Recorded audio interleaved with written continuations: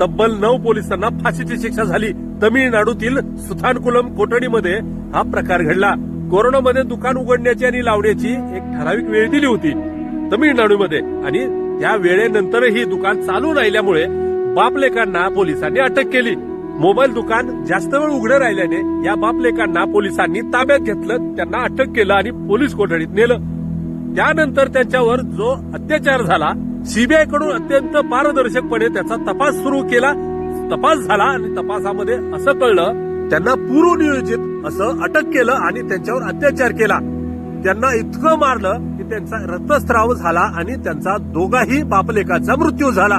तमिळनाडूतील जनतेचा आक्रोश आणि जनतेमधील न्याय व्यवस्थेवर विश्वास उडत चाललाय.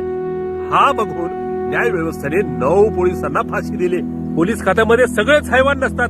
अनेक देव माणसं आहेत जी जनसामान्यांची तत्परतेने सेवा करतात. न्याय व्यवस्थेच्या या न्यायाने मात्र जनसामान्यामध्ये न्याय व्यवस्थेबद्दल प्रेम निर्माण झालं. 6 वर्षानंतर या 9 जणांना फाशी झाली. एकतर कोरोना व्हायरस पसरवणारे अवलाद बिल गेट्स, आणि आपल्याला वाटत होतं देवाने पसरवलाय, आणि त्यातही या बापलेकाचा मृत्यू.